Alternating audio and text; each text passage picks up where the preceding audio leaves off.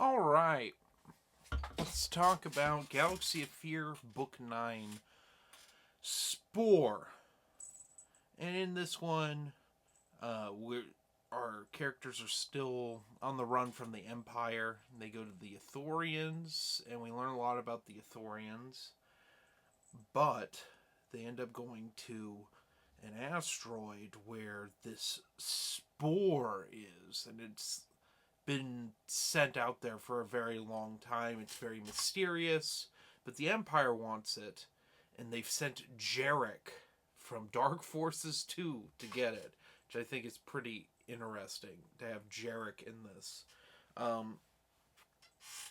He is just as villainous as he was in Dark Empire, the Dark Empire series by William C. Ditz, which I think was going on right around this time.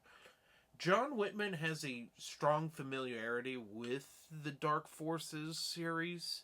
He did adapt the books into radio dramas that were very good. Highly recommend them. If you can get a hold of them, they're a little hard to come by, but I think people have actually put them on YouTube because they were out of print for a very, very long time. They were released on cassette and CD, but neither of those medias really exist anymore, so you can find it on YouTube. I think people have taken all of the audio dramas, because I hadn't talked about this, but John Whitman, after Brian Daley got sick and ended up passing away, John Whitman took over adapting the comics and books to radio dramas. So they did Dark Forces, they did the Dark Empire trilogy, hence why all the Dark Empire references in Ghost of the Jedi. And like they also did the early Tales of the Jedi stuff. And that's all John Whitman. And John Whitman was just probably still is, a huge Star Wars fan. He was a huge fan of the expanded universe, and it shows in his books. This one's interesting because it deals with the horrors of space. Because we've already had an outbreak story in book 3, so I was a little worried going into this. When I see the term spore, I'm like, oh, we're having another virus thing. We already did this. It's going to be a been there, done that. No, it was actually a lot better than book 3. Not saying book 3 was bad, but this was really good. This was one of my favorites.